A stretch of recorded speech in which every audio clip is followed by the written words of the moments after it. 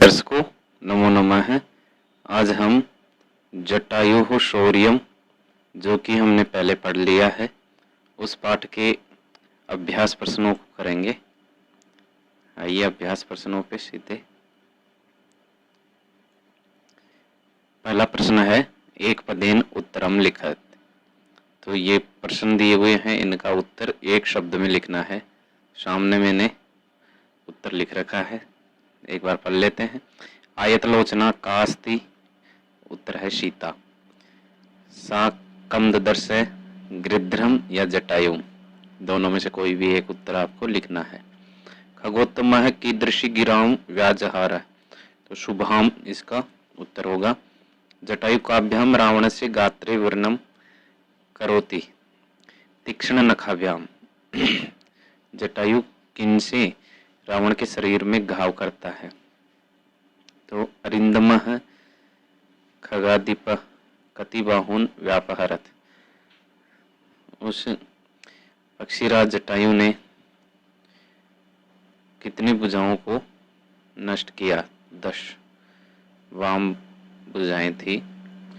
अगला प्रश्न है अधोलिखिता नाम प्रश्न नाम उत्तराणी संस्कृत भाषया लिखत। दूसरा प्रश्न है ये, इसमें पहला है जटायु पश्य इति का वदति, जटायु देखो ऐसा कौन बोलती है? तो जटायु पश्य इति सीता वदति, ऐसे लिखना है। जटायु रावणम किम कथयति, जटायु ने रावण को क्या कहा? तो जटायु रावणम कथयति यत् पर स्त्री स्पर्शात मतिम निवर्तय, यानी दूसरे की स्त्री को स्पर्श करने से अपनी मति को हटा लो। धीरई गर्हितम कार्यम न कर्तव्यम, धीर पुरुष बुद्धिमान जो व्यक्ति होता है वो निंदनीय कार्य नहीं करता। क्रोधवशात रावण है किम कर्तुम उद्यत अभवत, क्रोध के वश होकर के रावण ने क्या करना चाहा? तो क्रोधवशात रावण वेदेहि वामंकेन परिस्वज्य जटायुम तलेन आसु अभिजगान। फिर है पतगेश्वर रावणस्य कीदृशम चापम सशरम वभंज, पतगेश्वर रावणस्य मुक्तामणि विभूषितम चापम सशरम वभंज। जटायु केन वाम बाहुन दंसति, जटायु तुंडेन वाम बाहुन दंसति। तीसरा है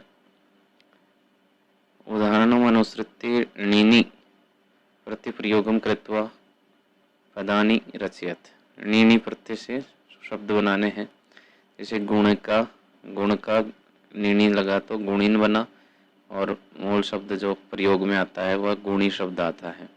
ऐसे ही दान शब्द में दानिन बनता है और प्रयोग में दानी शब्द आता है। ऐसे कवच का कवचिन तो कवची बन जाता है। सर का शरीन शरी बन जाता है। कुशल का कुशलिन और कुशली।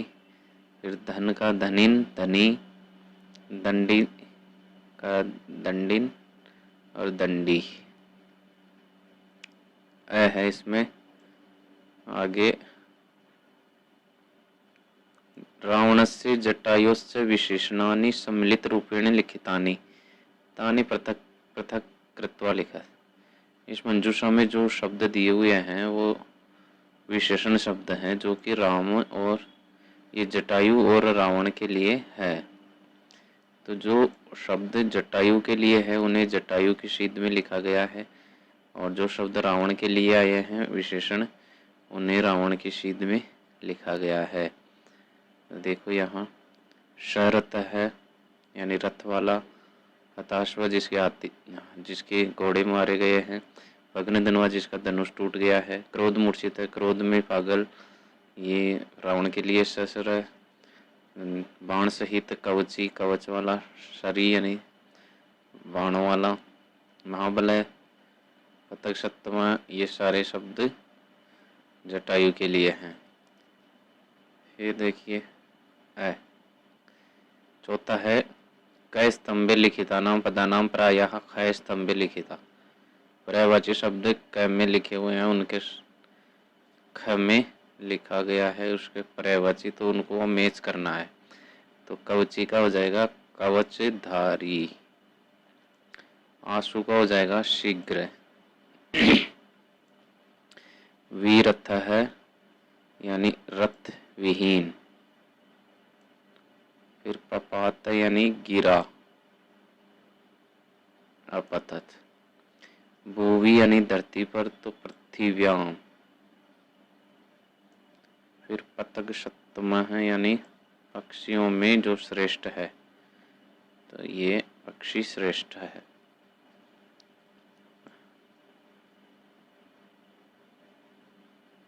अगला प्रश्न है अधोलिखितानां पदानां विलोम पदानि मंजूषायां दत्तेषु पदेषु चित्वा यथा समक्षम लिखत। विलोम शब्द लिखना है, तो विलपंती का हसंती विलोम शब्द, आर्य का अनार्य, राक्षसेन्द्रेण तो देवेंद्रेण, पापकर्मणा पुण्यकर्मणा, क्षिप्रम मंदम, विग्रहयेत प्रशंसेत, वृद्ध युवा वामेन दक्षिणेन अतिक्रमे अनतिक्रमे। छठा प्रश्न है अधोलिखितानि विशेषण पदानि प्रयुज्य संस्कृत वाक्यानि रचयत। इन शब्दों से संस्कृत वाक्य बनाए गए हैं। देखिए, शुभाम यानी अच्छी, तो वृद्धा शुभाम वाणी वदति, वृद्ध महिला शुभ वाणी को बोलती है। हतसारथी युद्ध में, हतसारथी सेनापति आशित, युद्ध में जिसका सारथी मारा गया है ऐसा सेनापति था। कर्ण कवची आशित, कर्ण कवच वाला था। खगाधिप जटायु सीतामा पश्यत, खगाधिप पक्षियों का राजा जटायु ने सीता को देखा।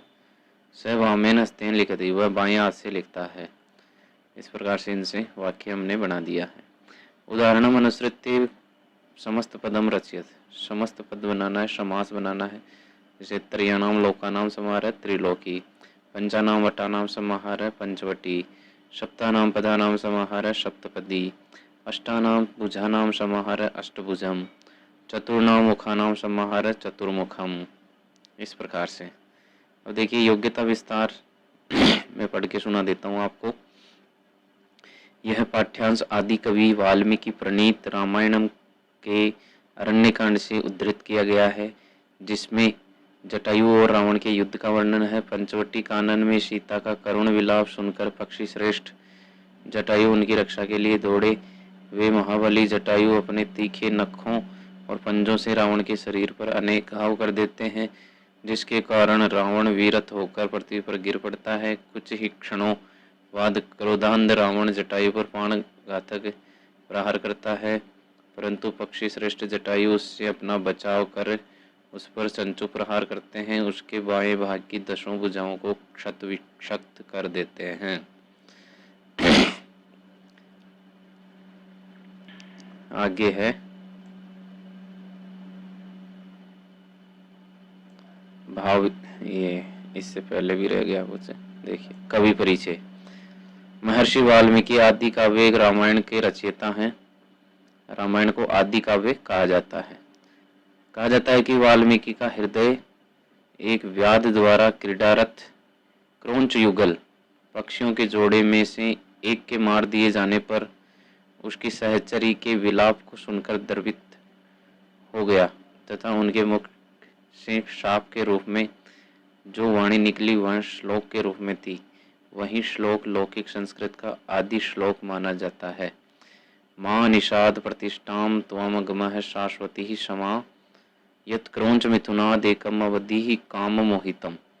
ये श्लोक है जिसे आदि श्लोक कहा जाता है। इसमें बताया गया है कि जो 2 क्रौंच पक्षी एक जगह बैठे रहते हैं, नर और मादा, तो उनमें से नर को एक शिकारी मार देता है, तो जो मादा क्रौंच पक्षी है उसके विलाप को सुन करके कवि के मुख से ये श्लोक फूट पड़ता है, जो कि करुण रस का है। इसे आदि श्लोक कहा गया है। भाव विस्तार। जटायु सूर्य के सारथी अरुण के 2 पुत्र थे, संपाति और जटायु। जटायु पंचवटी वन के पक्षियों का राजा था। वहां अपने पराक्रम एवं बुद्धि कौशल से शासन करता था। पंचवटी में रावण द्वारा अपहरण की गई सीता के विलाप को सुनकर जटायु ने सीता की रक्षा के लिए रावण के साथ युद्ध किया और वीरगति पाई। इस प्रकार राजधर्म की रक्षा में अपने प्राणों का उत्सर्ग करने वाले जटायु को भारतीय संस्कृति का महान नायक माना जाता है। फिर देखिए, सीता विषयक सूचना देते हुए जटायु ने राम से जो कहा, जो वचन कहे वे इस प्रकार हैं। यामोषधीमिवायुष्मन्नवेश्वसि महावने साच देवी मम प्राणा रावणे नोभयम रथम। भाषिक विस्तार देखिए इसका, ये बहुत इंपॉर्टेंट है।